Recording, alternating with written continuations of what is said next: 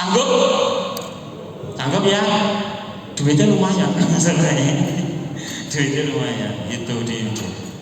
Sekarang ini saya mulai melihat sebuah fenomena yang basically literally creamy something new, yaitu kemunculan TikTok, my dear. TikTok. Di TikTok itu semua orang bisa mengekspresikan dirinya, dan asiknya itu menyentuh kehidupan pribadi sehingga asik untuk dilihat. Ya toh? Tahu. Itu TikTok. Artinya apa? Kita bisa menggunakan TikTok sebagai pancatan. Apa ya? Pancatan itu apa ya? Yo, untuk terbang, menerbangkan diri kita. Jadikan TikTok itu sebagai batu loncatan untuk menginjak di YouTube. YouTube AdSense, you know better than me, for sure. Atau kalau masih yang itu tanya di Google syarat-syaratnya, kan gampang, cuman 1000 subscribers, terus 4000 jam tayang, ya. Mbak ini YouTuber ya, Mbak? Endorse nggak?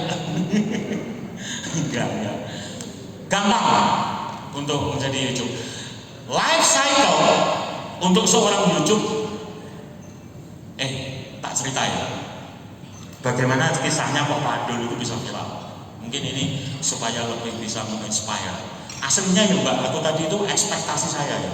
My expectation dari home tadi itu saya nanti ditanya-tanya. Kalau saya ditanya-tanya nanti saya bisa keluar. Jadi saya harus distimulasi. Kalau saya ngomong gini mungkin masih agak butuh-butuh. Jadi kurang bisa loss. Jadi begini. Untuk seorang Pak Andul itu, ini saya bukan ya. Bukan. Seorang Pak Andul itu basicnya itu adalah technical. Saya orang teknik Mas Bro. Strong. Orang teknik ya.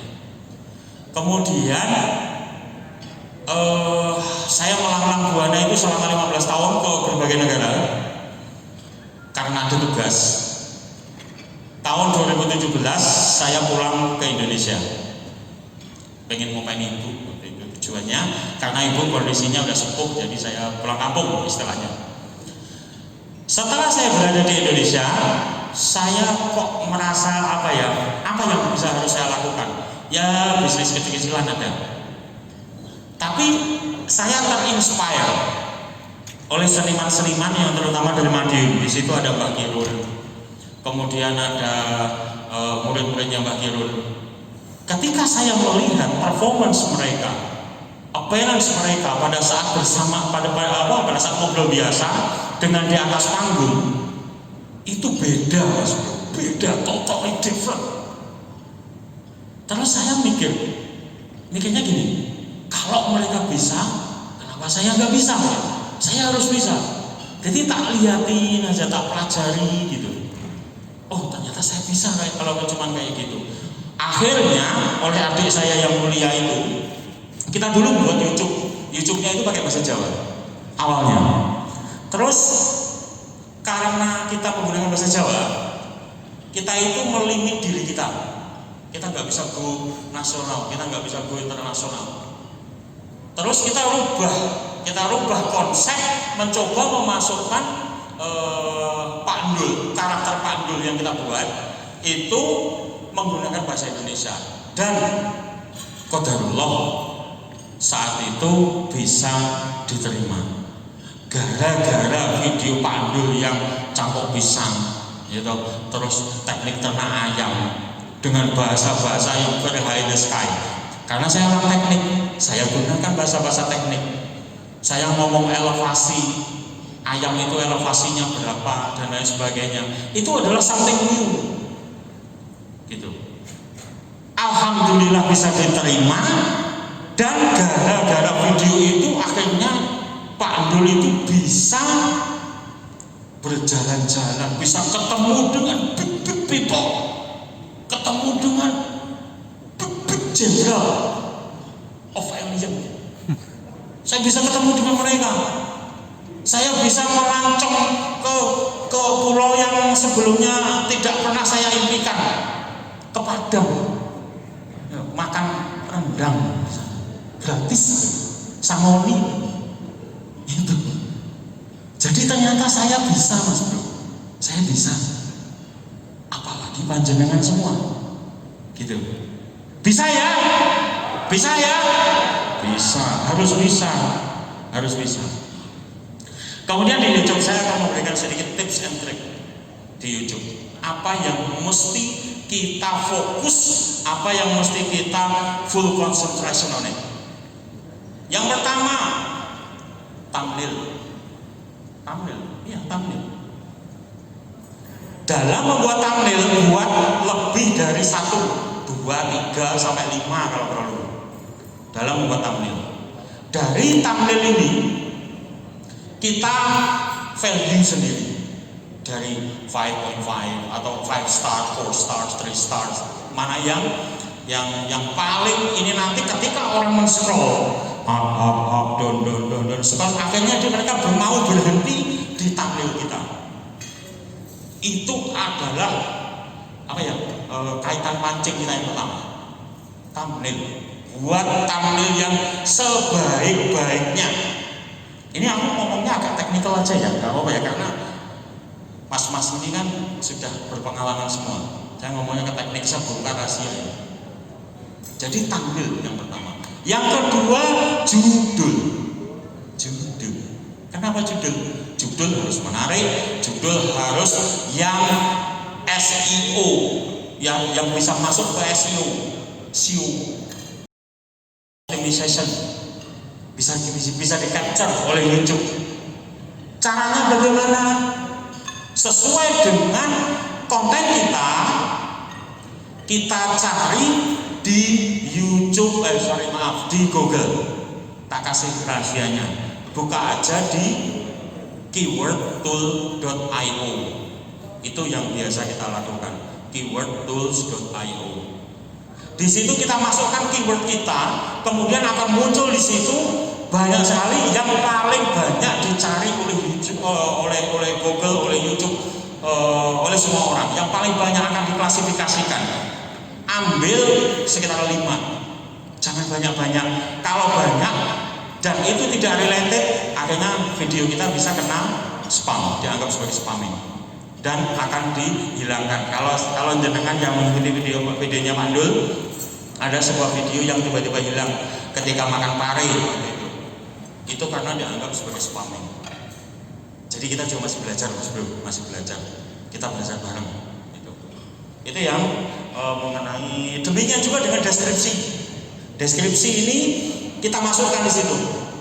Yang dari keywordtools.io tadi itu kita masukkan di deskripsi, sebagian kita masukkan di judul. Kemudian kalau bisa konten kita itu kita relatedkan ke something yang lagi trending saat itu, lagi viral saat itu. Itu kita korelasikan di judulnya. Itu yang utama. Demikian juga dengan tagging.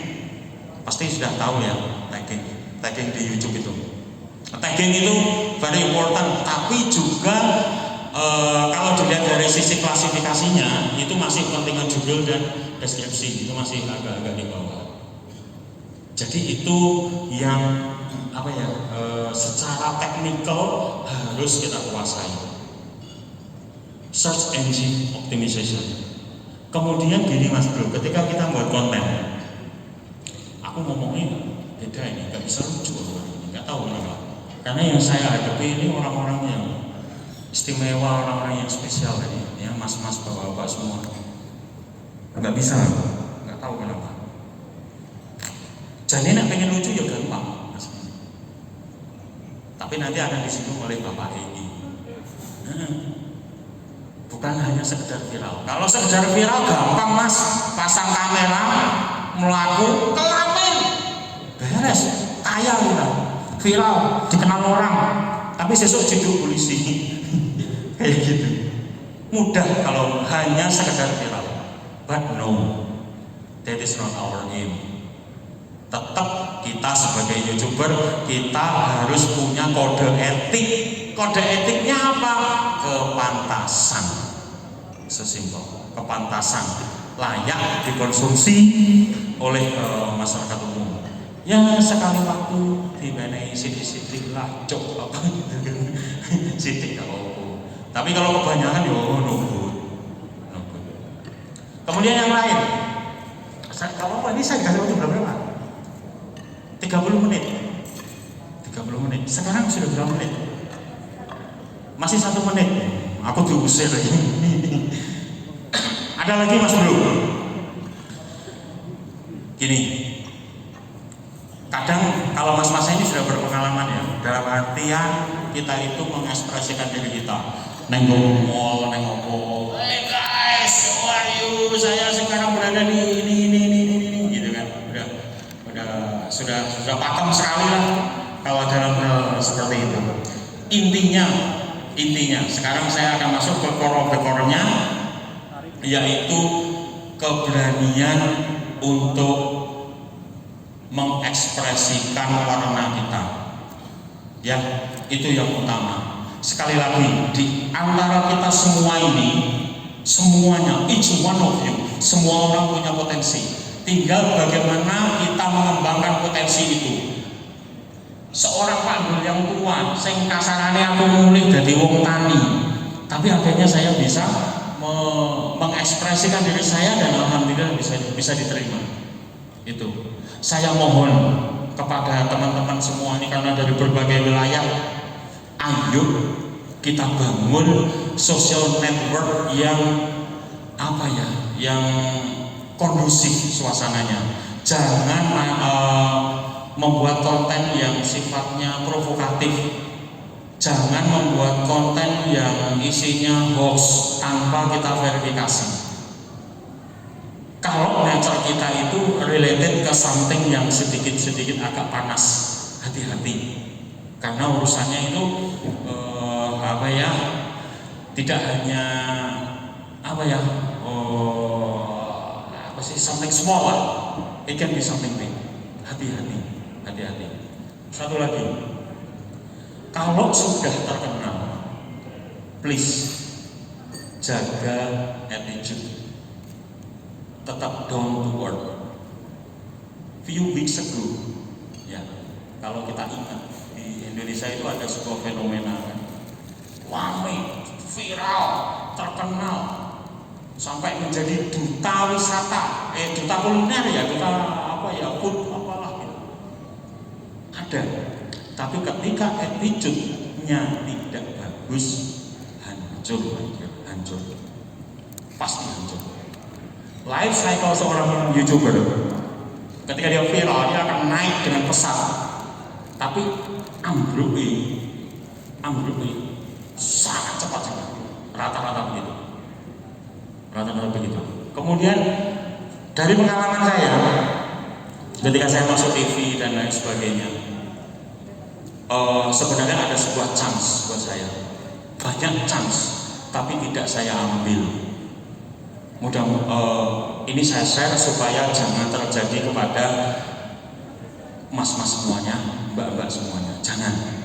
Jadi gini, ketika saya viral itu, saya ditawarin oleh Net TV akan dibuatkan acara khusus untuk seorang pandul. Saya dapat tawaran dari itu orang otaknya, saya Deddy Corbuzier. Saya dapat tawaran untuk masuk di manajemennya. Yang aslinya itu ini sebenarnya mudah kita dapatkan. Tapi waktu itu tidak saya ambil, karena mungkin limitasi usia kali ya. Saya menganggapnya begitu. Karena ada limitasi usia dan saya punya tujuan. Saya pulang ke Indonesia itu saya punya tujuan something else. Gitu. Jadi bukan merupakan my main aim atau my main target. Jadi ketika kita sudah terkenal, kita dikenal orang, kesempatan itu begitu terbuka. Saya harapkan adik-adik ini semuanya, mas-mas, mbak-mbak, pak-pak, ibu-ibu semuanya ini someday you have to be better than me, ya, you have to be better than me. Jangan, kalau orang lain yang meng-underestimate kita, no problem. Ngopo wong edan ngene yo ben. Tapi kalau ke diri kita sendiri yang meng-underestimate diri kita sendiri, gak jadi apa-apa. Yakin gak bakal jadi apa-apa. Ini mungkin filosofi kehidupan ya, filosofi kehidupan. Artinya, my brothers, my sisters, semuanya, semua sahabat Pandul, tetap jaga semangat, tetap berkreasi, tetap memberikan yang terbaik, tetap menebar kebaikan, menebar kemanfaatan bagi siapapun. Semangat ya my brother, semangat. Mudah-mudahan nanti bisa dikupas lagi pada saat tanya jawab ya. Mohon maaf, mungkin ini kurang begitu funny, tapi ya karena ada apa ya, mas-masnya ini kayaknya tegang-tegang gitu loh, aku wedi ya. Harapan wedi. Enggak, yun. Udah gitu aja Mbak, nanti bisa disambungin. Siap, kita berikan tepuk